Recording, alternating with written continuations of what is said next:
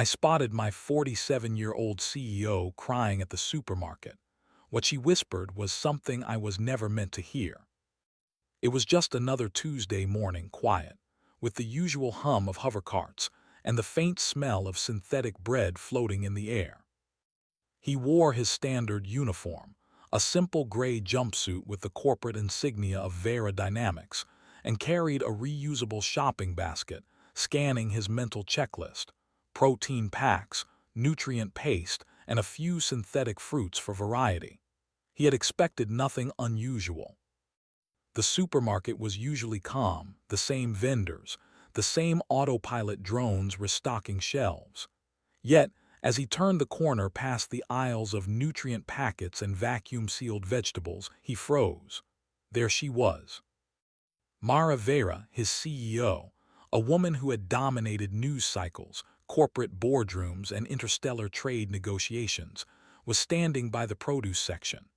But she was nothing like the Mara everyone knew from the hollow broadcasts: stern, composed, always in control. This Mara had her head bowed, shoulders trembling, and a quiet, shaky breath that somehow made the air itself feel tense. Eli blinked. Surely he was imagining it.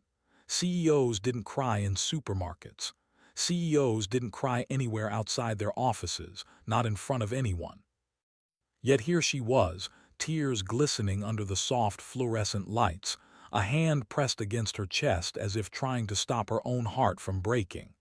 He hesitated, caught between instinct and etiquette. Should he approach her? Would it be appropriate to say something? Or should he simply turn away, pretending he hadn't seen her at all?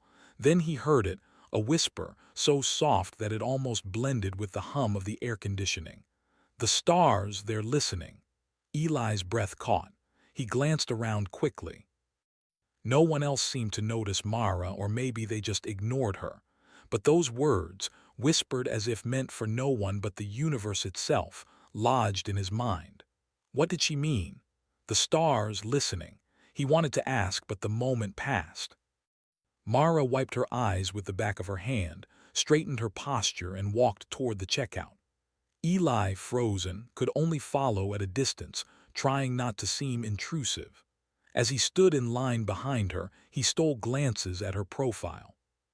The face he had admired from HoloNews now seemed human, fragile, and real. He had spent years watching her make decisions that changed economies and launched colonies across star systems. Yet here she was, just a woman, quietly vulnerable in the middle of an ordinary supermarket. She whispered something again, barely audible. "We're not ready, not yet."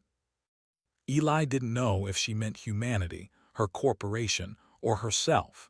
The mystery wrapped around him like a cold wind. He wanted to understand, to help, yet every word she spoke felt like it belonged to a secret world that he was not supposed to enter. By the time he reached the checkout, Mara had paid for her items and walked toward the exit. Eli debated approaching her, but the line was moving, and the moment passed. He left the supermarket with his basket, feeling lighter and heavier at the same time. Lighter because he had been part of something private, heavier because the meaning of those words lingered in his mind. Back at Vera Dynamics, Eli tried to focus on his tasks, but the whispers haunted him. He reviewed data streams, ran calculations, and double-checked supply schedules, yet his mind kept wandering to the supermarket, to Mara, and to the cryptic words she had spoken. By lunchtime, he was no closer to understanding, but he had noticed something odd in the company's deep space exploration data. There were patterns, subtle, almost imperceptible, but when he looked closely, they seemed deliberate. Not random cosmic noise, but something like a message, a rhythm, a design. Eli's heart raced. Could it be connected to Mara's words? He had never considered the stars as communicators, and yet here was a pattern that almost begged to be noticed. The idea was thrilling and terrifying. The notion that humanity might not be alone, and that someone or something was waiting, watching, testing, made his everyday tasks suddenly feel small and insignificant. That evening, Eli lingered at the observation deck, a quiet corner where employees sometimes went to watch the stars during breaks. He pulled up the exploration data on his holopad and ran simulations, trying to understand the anomaly. The stars flickered on the display, each dot representing a distant sun, some with their own planets orbiting quietly. "The stars, they're listening," he muttered under his breath. The words repeated in his mind like a mantra, each syllable heavier than the last. He thought of Mara, alone in the supermarket, crying quietly, and a pang of empathy shot through him.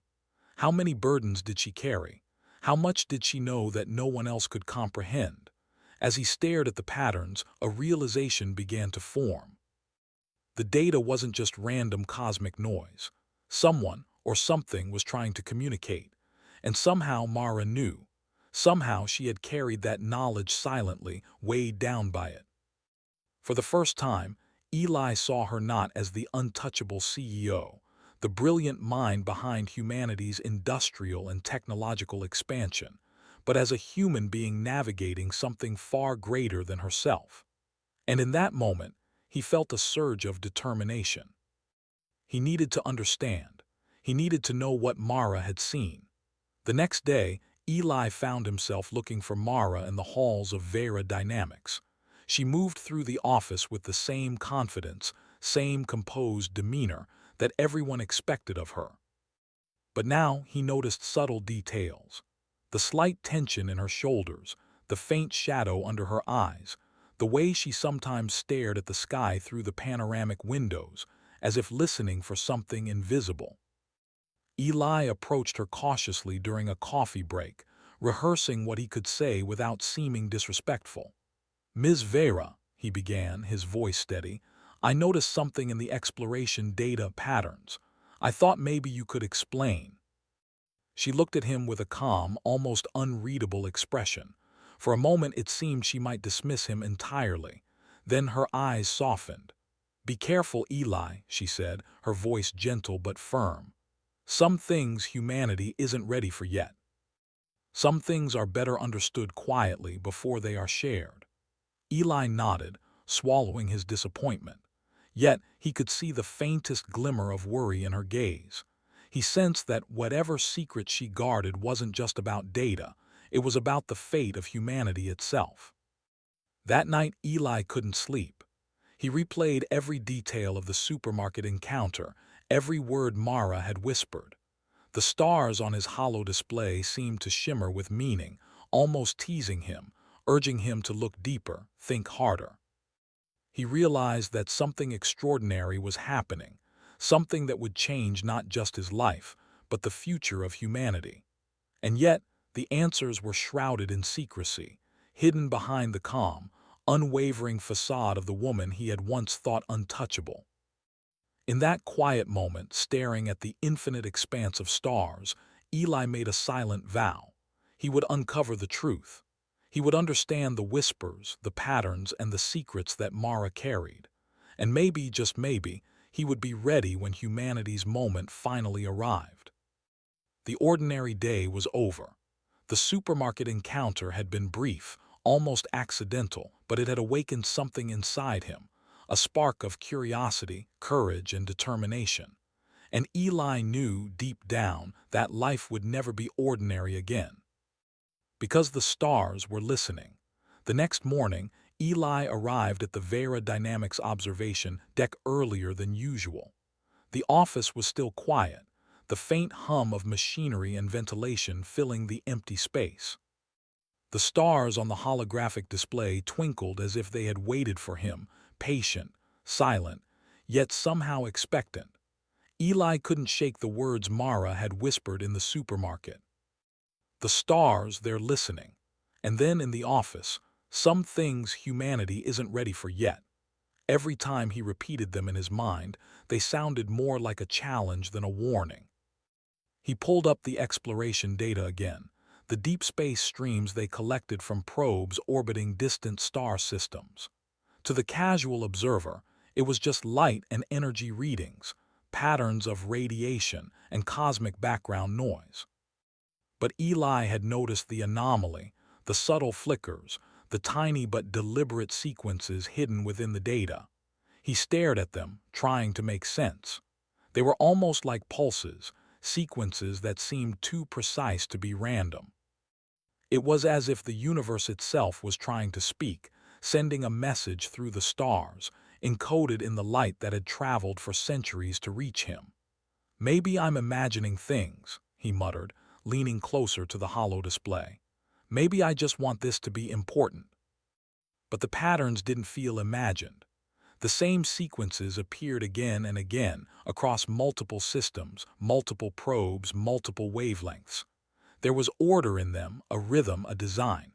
Someone or something was trying to communicate. Eli thought of Mara and the sadness he had seen on her face. That moment in the supermarket had seemed small, but now he understood it differently. Her tears were not weakness. They were a response to knowledge too vast for words, knowledge that humanity had only just begun to touch. He spent the entire morning analyzing the data, making notes, creating simulations. The patterns seemed to respond to his calculations, almost as if they were testing him, seeing whether he could recognize the structure. By midday, a faint but thrilling realization began to form. This was not just observation. This was interaction. "The stars are listening," he whispered again, this time with a sense of awe rather than fear. During lunch, Eli tried to act normal among his colleagues, but his mind kept wandering. He wondered if Mara had understood this for years, carrying it in silence, burdened with the responsibility of knowing humanity was being observed. He imagined the weight on her shoulders, the private grief of seeing humanity grow and struggle while knowing the universe was quietly judging them. After lunch, he decided to check the company archives for anything related to deep space communication protocols. Access was restricted, but as an engineer in the data analysis division, he could browse logs without raising alarms. He scrolled through decades of data, reading reports from distant probes, signal readings from star systems light years away. Everything seemed routine, until he stumbled across a set of encrypted transmissions labeled Project Echelon, Observation Protocols. His heart raced. The logs hinted at human observations being monitored, not just by their own instruments but by an unknown intelligence. There were references to responses, tiny adjustments in the data streams that suggested something beyond natural cosmic phenomena, patterns that couldn't be explained by known physics. Eli leaned back in his chair, mind spinning. Could this be what Mara had meant? Could humanity be under silent observation by some advanced species, watching for signs of growth, morality, or creativity? The thought was overwhelming. He tried to focus on something familiar, grounding himself in reality. The office lights, the hum of machinery, the occasional distant voice of a colleague. It was all ordinary. But the stars on his display reminded him that there was something extraordinary just beyond the ordinary, something patient and intelligent, waiting for humanity to respond. Later that evening, Mara appeared in the observation deck. Eli hadn't expected her. She moved with her usual quiet confidence, but now there was a faint shadow under her eyes, a trace of worry he hadn't noticed before. "Eli," she said softly, not harsh or formal as in meetings but personal, "I see you've been studying the data closely." Eli nodded, unsure of how much he could reveal. I notice patterns, repeating sequences in the signals. It doesn't seem random. I think someone or something is trying to communicate." Mara's eyes softened. She didn't smile, but she looked at him with understanding. "You've noticed them. That is good. Most people never see beyond the surface, never question what seems ordinary. But yes, you are correct. Someone is observing. Humanity has been watched for a long time, quietly, carefully." Eli's pulse quickened. "Why? What do they want? How long have they been watching us?" Mara sighed, a quiet sound that carried the weight of years. "They are patient. They do not interfere, at least not openly. They are waiting to see if humanity can meet a standard of creativity, morality, and ingenuity. To them, it is not enough to survive or expand. One must also think, care, and understand. That is what they are watching for. Eli absorbed her words, letting them sink in. It was beyond anything he had imagined. Not just an advanced civilization, but one that judged not by power, but by values. The responsibility of being human suddenly felt immense. "Does anyone else know?" he asked. "No," Mara replied. "Very few. The truth is too fragile, too dangerous if misunderstood. Humanity must grow on its own, guided by its own curiosity and ingenuity. That is why I cried," she added quietly. "Because the burden of knowing how small we appear to the universe, yet how much potential we have, it is heavy. I cannot bear it alone, but I also cannot share it freely." Eli nodded, feeling both awe and fear. He could see now why she had been crying in the supermarket.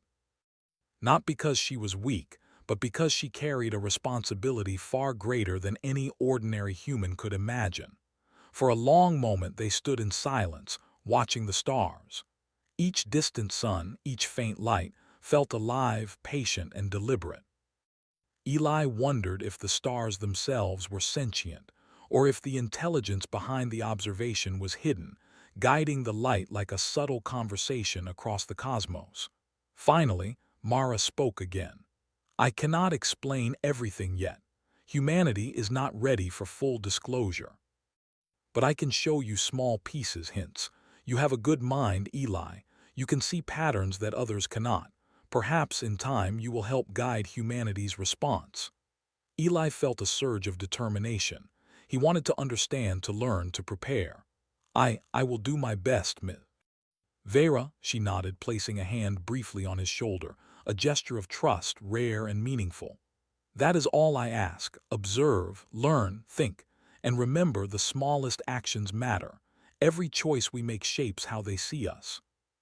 For the next few weeks, Eli immersed himself in the data, studying every pulse, every fluctuation, every subtle shift in the signals. He noticed patterns that hinted at communication, repetition, symmetry, even sequences that resembled basic mathematical structures. One night, as he traced a particularly persistent sequence, a thought struck him.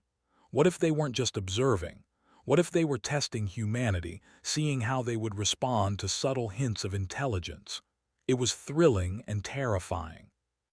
He imagined the stars whispering to him, testing patience, curiosity, empathy. Could humanity pass this silent test? Could humans show enough creativity, enough understanding to be worthy of contact? He remembered Mara's words from the supermarket. The stars, they're listening. Now he understood. The universe was not silent. It was patient, watching, waiting for humanity to show its true self. And Eli, sitting alone in the observation deck, realized that his ordinary life had changed forever. The stars were not distant, indifferent lights. They were voices, riddles, and opportunities, and humanity, fragile and imperfect, had to rise to meet them. As he turned off the hollow display and left the observation deck, he felt a mixture of excitement and responsibility. Mara's trust, the patterns in the stars, and the silent challenge of the cosmos had given him purpose beyond routine work. He would observe, he would learn, and he would prepare. For Eli now knew that humanity's story was bigger than any corporation, bigger than any starship, bigger than anything ordinary. Humanity was being watched, and in the quiet pulses of distant suns, the first whispers of a cosmic conversation had begun. And somewhere, beyond the edges of comprehension, the stars listened. Eli had been thinking about the stars constantly. Their quiet, distant lights had become a companion, a puzzle, and a whispering challenge all at once. Each time he returned to the observation deck, he felt a mixture of excitement and apprehension. The patterns he had seen in the data were growing more complex, more deliberate, and he could not shake the feeling that someone, or something, was guiding him toward understanding. It was late evening when he found Mara there. She stood before the massive viewport that overlooked the city's sprawling lights, which shimmered like tiny constellations of their own. Unlike the stars above, these were human lights, human creations. Yet in Mara's gaze, Eli sensed she saw both, the human and the cosmic. "You're here late again," Mara said, her voice quiet, almost contemplative. "The stars call to you." Eli swallowed. I think I understand a little more now. I think they're trying to communicate, but I don't know what they want from us, or why." Mara's expression softened, and for a moment she seemed less like a CEO and more like a human being carrying the weight of centuries. "Eli," she said, "it is time I tell you what few have known. Humanity is not alone. We have never been alone." Eli felt a shiver run down his spine. He had suspected, but hearing her words aloud made it real, like the first tremor of a revelation shaking his very perception of existence. "They are not invaders," Mara continued. "They are watchers, observers, guardians of civilizations. They do not interfere unless absolutely necessary. They are patient, precise, and, in a way, compassionate. They watch to see whether a species can grow responsibly, whether it can balance ingenuity with morality." Eli's mind raced. "So they've been observing humanity all this time?" "Yes," Mara replied. "For generations. Some signals, some messages have reached us, but only fragments. We have had to learn to interpret them, to understand what they are testing in us. And the responsibility has been mine, largely mine, to guide humanity carefully, to help it develop without revealing the truth too soon." Eli felt a mix of awe and disbelief. "No wonder. I saw you at the supermarket. I didn't understand why you were crying." Mara's eyes softened and she let out a quiet sigh. "It was not sorrow for myself, Eli. It was sorrow for humanity.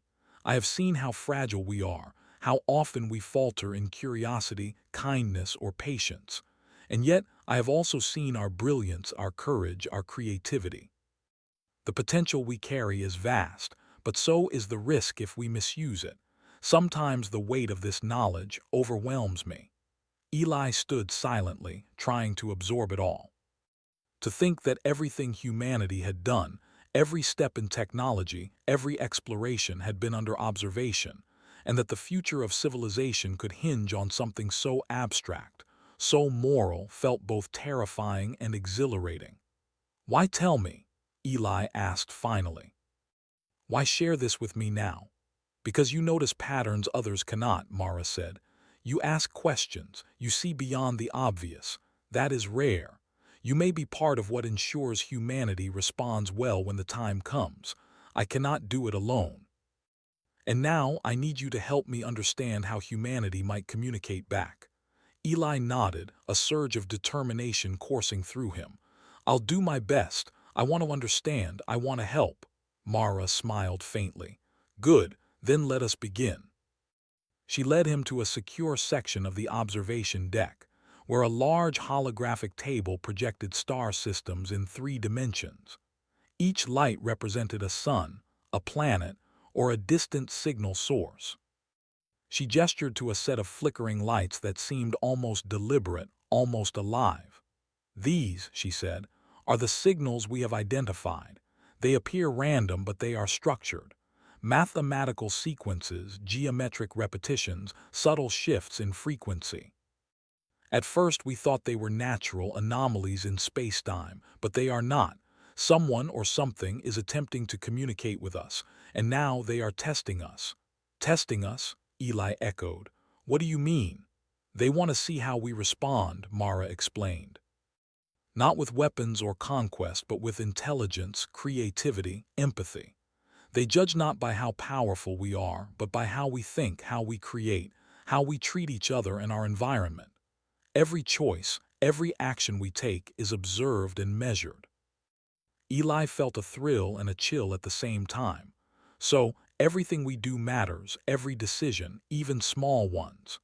"Yes," Mara said softly, "even small ones. That is why I cried, because the responsibility of guiding humanity toward readiness is immense.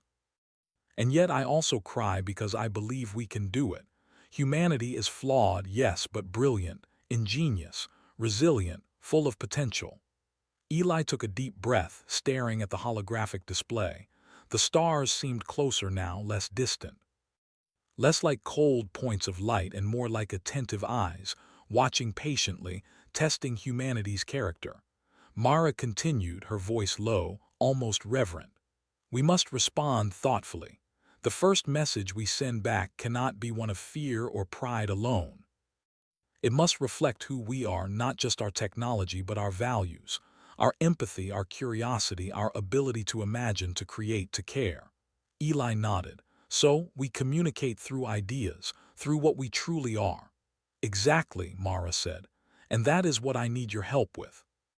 To consider, to analyze, to craft a response that shows the best of humanity. But it is not easy. For if we are misunderstood, if we act recklessly, the consequences could be severe. Not violent, perhaps, but we could lose the chance to show them who we are. For hours, Eli and Mara discussed the possibilities. They debated what it meant to represent humanity. Should they send art, music, scientific knowledge, or should they show moral stories, examples of human kindness, ingenuity, problem-solving, and creativity? Eli suggested maybe a combination, a message that shows not just our achievements but our spirit, our flaws, but also our determination to improve. Mara nodded thoughtfully. Yes, that is important. We cannot pretend to be perfect. We must be honest, but we must also inspire. Show that humanity is worth watching, worth engaging with, worth believing in. As they spoke, Eli noticed Mara's demeanor shifting. The weight of responsibility remained, but there was a spark of hope in her eyes. For the first time, he felt like he was seeing not just a leader, but a visionary who bore the burden of truth with courage. Days passed, and Eli devoted himself entirely to studying the data, trying to understand the patterns fully. Each night he returned to the observation deck, tracing sequences, creating simulations, and sometimes simply staring at the stars, listening. And each night, Mara joined him for a few hours, guiding him, sharing what she could, teaching him how to think like someone who carries knowledge too vast for ordinary understanding. One evening, Eli noticed something remarkable. A sequence in the signals appeared to repeat in response to his own calculations. The stars flickered in ways that seemed deliberate, almost conversational. He turned to Mara, excitement shining in his eyes. They responded, he whispered. Mara studied the display carefully. Yes, I think you are right, but remember they are patient. What we see may be subtle. They are testing our ability to notice, to interpret, and to respond thoughtfully. It is not a game of speed, it is a game of understanding. Eli felt a thrill unlike anything he had ever known. Humanity was not alone. They were being watched, studied, tested. And he, along with Mara, had a role to play in shaping how their species would be seen. For the first time, Eli understood the magnitude of Mara's tears in the supermarket. They were not a sign of weakness, but of profound awareness. A realization that humanity's potential and fragility were being weighed by eyes beyond comprehension. And in that moment, he felt a surge of determination, of purpose. He would help humanity rise to the occasion. He would help show the watchers what humans were truly capable of: curiosity, empathy, creativity, and the courage to face the unknown. The stars were no longer distant. They were alive with possibility. And Eli knew that the first step in humanity's cosmic conversation had already begun. Eli felt the weight of responsibility more than ever. Every morning he arrived at the observation deck with a renewed sense of purpose, eager to work alongside Mara. They were no longer just observers of the stars. They were participants in humanity's first true cosmic conversation. The thought was exhilarating, but also terrifying. One wrong move, one careless decision, and humanity's chance to show its best self could be lost. Mara greeted him as he entered the deck that morning. "Good morning, Eli. Did you sleep well?" she asked. "Not really," Eli admitted. "I keep thinking about the message." About what we should send. How can we even begin to represent all of humanity? Mara nodded, her eyes reflecting the soft glow of the holographic stars above. It is a daunting task, but we must try. Humanity is more than its technology, more than its cities or starships. We are our curiosity, our creativity, our empathy. That is what they are watching. That is what we must show. Eli approached the holographic table where countless stars flickered, each a potential recipient of their message.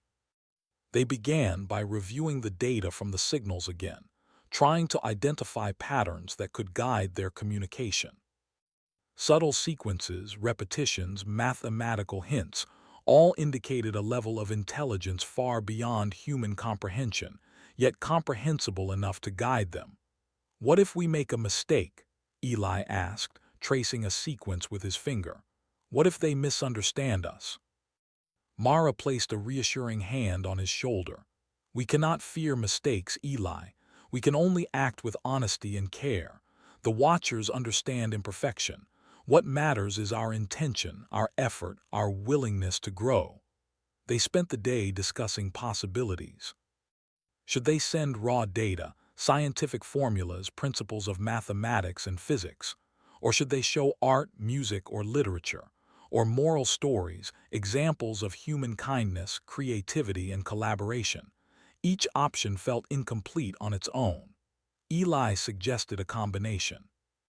What if we send a layered message, a mixture of science, art, and moral lessons, something that shows not just what we know but who we are? Mara's eyes lit up. "Yes, that is closer to what I envisioned. We cannot pretend to be perfect. We must show both our knowledge and our humanity, our flaws, yes, but also our determination to improve, to create, to care." They decided to begin with a simulation of human creativity. Eli curated sequences representing music, rhythm, and visual patterns derived from art and literature. Each pattern was encoded into pulses of light, designed to resemble the sequences they had observed in the cosmic signals. Mara worked alongside him, carefully adjusting the message.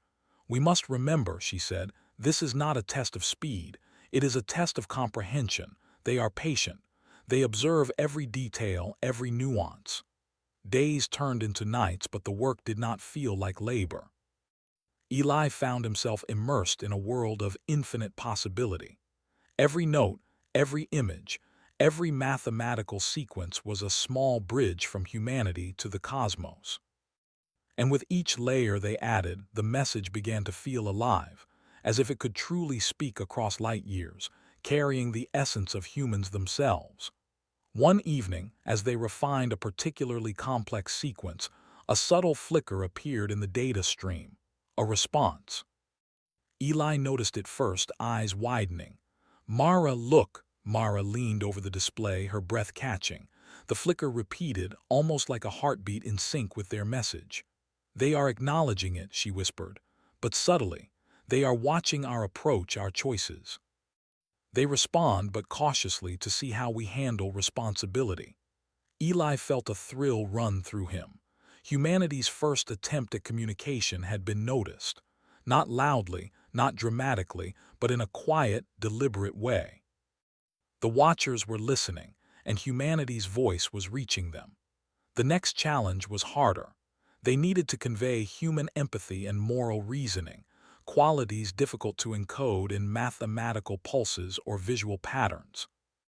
Mara suggested using stories, small, carefully chosen narratives showing humans solving problems, helping each other, and demonstrating creativity and understanding. Eli compiled examples from history and culture, stories of individuals and communities making choices that reflected care, courage, and intellect. Each story was distilled into a sequence of light pulses, each pulse representing a moral choice, an act of kindness, or a problem solved. As they worked, Mara shared her own reflections. "Eli, do you see why I cried in the supermarket? The universe watches quietly, patiently. We do not know its limits, but we do know that every act, small or large, is observed. Humanity's potential and its fragility are intertwined. I weep because the weight of that knowledge is immense, but I also weep because I believe in us. Eli felt a profound respect for her. The CEO he had once admired for her intellect and authority now seemed luminous with human insight and empathy. Her tears were not weakness, they were awareness, courage, a willingness to bear the burden for the sake of humanity. Finally, after weeks of careful work, they had a draft message ready. It was layered, sequences representing mathematics, scientific understanding, music, art, and stories of human empathy and problem-solving. The holographic display flickered as the data was encoded into pulses of light, ready to be sent into deep space. Before launching, Mara turned to Eli. Remember, this is not about perfection. It is about showing who we truly are. Courage, curiosity, creativity, empathy. If they respond, it will be because we acted honestly, thoughtfully, and sincerely. That is what matters. Eli nodded, swallowing his nervousness. I understand, and I feel proud to be part of this. The launch was quiet. They initiated the sequence, sending the message into deep space. The holographic stars flickered as if acknowledging the signal, and Eli felt a thrill unlike anything he had experienced before. Humanity's first true communication across the stars had begun. For hours afterward, they watched the streams of data, waiting for a response. There was no dramatic signal, no flash of light or sudden message. Just subtle changes, almost imperceptible, patterns that seemed to echo the structure of their message. It was as if the universe itself was listening, reflecting their effort back at them, testing their patience, their perception, their understanding. Mara smiled faintly. They are responding in their own way. Quiet, deliberate, patient. That is how they communicate. And now, Eli, we observe. We learn. We respond thoughtfully as humans do. Eli looked at her, feeling a mixture of awe and hope. Humanity was being tested, yes, but it was not a test of force or speed. It was a test of understanding, creativity, and empathy. Every choice mattered. Every act of thought, every moment of curiosity, every spark of kindness shaped how the watchers perceived them. Days passed, and subtle patterns continued in the signals. Each night, Eli and Mara refined their approach, adjusting sequences, testing interpretations, and observing the universe's quiet responses. They began to notice hints of acknowledgement in the flickering lights, a repetition of sequences, a subtle echo of rhythm, almost as if the watchers were speaking in a language that required patience and insight to understand. Eli began to feel a connection with the stars, a sense of dialogue without words. The observers were patient teachers, guiding humanity through subtle cues, testing their curiosity, their creativity, and their empathy. Mara's presence, her guidance, her quiet strength was a beacon, showing him how to approach this challenge responsibly. And one evening, as they watched the streams of light, Mara spoke softly. Eli, do you feel it? The quiet understanding. The acknowledgement of effort, thought, and care. That is the first sign that humanity is seen for who we truly are, not perfect, but willing, capable, and striving to grow. Eli nodded, a lump in his throat. I feel it, and I believe we can do this. Humanity can rise to meet them. Mara's eyes reflected the starlight. Yes, we can. And one day the universe will know that humanity is not just a species that survives, but one that thinks, creates, cares, and inspires. That is our role in the cosmic conversation. And now we continue. The stars above twinkled as if in silent applause. Eli felt a mixture of awe and determination.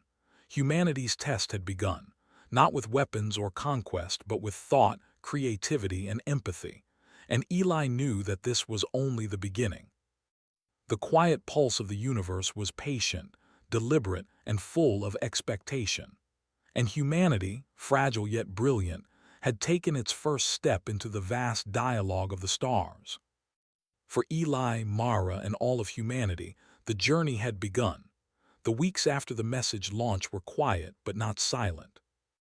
Eli and Mara returned daily to the observation deck, monitoring the faint pulses of distant stars, analyzing the subtle responses to their carefully crafted message. Every flicker, every repetition, every gentle shift in light felt like a heartbeat from the universe. Eli often caught himself staring at the patterns, mesmerized. They were slow, patient, deliberate, never rushing, never loud, but unmistakably present. It was as if the cosmos itself were responding, not in words, but in rhythm and light, guiding humanity toward understanding. Mara observed him quietly, noting the intensity in his eyes. "You have changed, Eli," she said one evening. "You see not just patterns, but meaning. You understand the weight of responsibility and the wonder of being observed. That is growth." Eli nodded, a quiet smile crossing his face. "I feel like we are part of something bigger than ourselves. Not just humans, not just this company or this planet, but something cosmic." Mara's lips curved slightly, thoughtful. "Yes. And it is in this awareness that humanity finds its place. We are small, fragile, imperfect, but capable of curiosity, creativity, and empathy. And that is what they are watching for." As they continued their work, subtle signs emerged in the signals, patterns that seemed responsive to their adjustments, almost conversational in nature. Eli realized that the watchers were not just observing, they were teaching.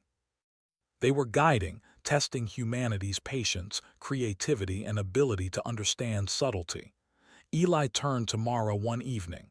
"Do you think they approve of our message, or is it too soon?" Mara studied the flickering lights. "It is not a matter of approval, Eli. It is a matter of learning, of observing growth.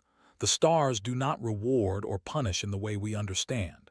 They respond when a species shows understanding, insight, and integrity. Our task is not to please them, but to show who we truly are." Eli considered this carefully. It was humbling. Humanity's test was not a trial of strength or speed. It was a test of intelligence, empathy, and creativity. Every choice mattered, and every action, no matter how small, was observed.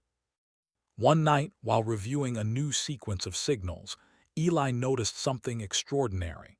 A faint repetition in the pulses seemed to mirror a pattern they had included in their message, a visual sequence representing human compassion and problem-solving. His heart raced. "Mara, look," he whispered. She leaned over the holographic table, eyes widening slightly. "You're right. They are reflecting our message back at us. Subtle, deliberate, patient, but unmistakable. This is a response." Eli felt a thrill unlike anything he had experienced. Humanity's message had reached its intended audience, and the universe had acknowledged it. The recognition was quiet, almost imperceptible, but it was enough. It meant that humanity's creativity, empathy, and intelligence had been noticed. Mara smiled faintly, her eyes reflecting the starlight. "This is the first sign, Eli. The first acknowledgement that humanity is being seen for who we truly are. Not perfect, but striving, learning, capable of growth." Eli felt a deep sense of pride. They had begun something monumental, the first genuine communication between humanity and an intelligent cosmic observer. And yet, the experience was humbling. The universe was vast, patient, and far beyond comprehension. Humanity had taken a step, but the journey was just beginning. In the days that followed, they refined their approach, adding new sequences to the message, introducing layers that represented human curiosity, innovation, and moral reasoning. Each addition was carefully considered, and each subtle shift in the cosmic responses felt like encouragement. Eli noticed that the patterns in the signals were becoming more intricate, more deliberate. It was as if the watchers were guiding them, challenging them to think deeper, to represent humanity with honesty, thoughtfulness, and creativity. One evening, Mara spoke quietly. "Eli, do you understand why this matters so much? We are shaping the perception of humanity across the cosmos. Every pulse, every sequence, every moral choice represented in our message reflects who we are. They are not looking for perfection. They are looking for sincerity, curiosity, and compassion. That is what defines us. Eli nodded, feeling the enormity of the responsibility. It's incredible and terrifying, but I feel hopeful. Humanity can rise to this challenge. Mara placed a hand on his shoulder. Yes, and we must. Not for reward or recognition, but because it is our nature to explore, to create, and to care. That is what will endure, what will be remembered. Weeks turned into months. Eli and Mara continued refining the message, carefully observing the subtle cosmic feedback. And then, one night, something remarkable happened. A pattern appeared that seemed unmistakably intentional, a repetition of sequences that mirrored the very structure of human problem-solving, creativity, and moral insight. It was not a random alignment, it was deliberate, and it felt like a conversation across the stars. Eli felt a lump in his throat. Mara there, responding to us. Mara's eyes shone with quiet joy. Yes, they are acknowledging our effort, our thoughtfulness, our humanity. The stars recognize us, not as conquerors or competitors, but as thinkers, creators, and learners. That is the essence of what we sought to show. For the first time, Eli understood the true magnitude of their work. Humanity's message had been received, not with alarm or judgment, but with recognition. Their curiosity, empathy, and ingenuity had been acknowledged across unimaginable distances. He thought back to the supermarket, to the day he first saw Mara crying. The private sorrow, the weight of knowledge she carried alone, it all made sense now. She had been aware of humanity's fragile brilliance, of the responsibility and potential that lay ahead. And now, that potential was being seen by eyes beyond the stars. Eli felt a surge of inspiration. "We've done it," he whispered. "Humanity has been seen." Mara nodded, her gaze on the flickering lights. "Yes, and this is only the beginning. Humanity will continue to grow, to learn, and to communicate. Every choice we make, every act of creativity and empathy strengthens our place in the universe. And we will continue to be watched, guided, and challenged, but now with the knowledge that we can rise to the occasion." As the night deepened, Eli and Mara remained at the observation deck, staring at the stars, absorbing the quiet, deliberate patterns of acknowledgement. It was a moment of triumph, yes, but also of profound humility. Humanity had begun a conversation with the cosmos, not with weapons or conquest, but with thought, creativity, and compassion. Eli realized that the stars were not distant, indifferent points of light. They were witnesses, patient and deliberate, reflecting humanity's efforts, guiding them to understand themselves and their potential. And in that realization, he felt a sense of connection, a bridge between human fragility and cosmic intelligence. Mara spoke softly, almost to herself. "The stars listen, they observe, and they see us not as perfect beings but as humans striving to rise." Eli smiled. "And I think they are proud of us, in their own way." Mara looked at him, a faint smile on her lips. "Pride is not what matters. Understanding, growth, and integrity, these are what endure. Humanity has shown that it is capable of these qualities, and that is enough for now." As they turned off the holographic displays and left the observation deck, Eli felt a sense of awe and hope that he had never experienced before. Humanity's first dialogue with the cosmos had begun quietly, patiently, thoughtfully, and it had been received with recognition. The journey was far from over.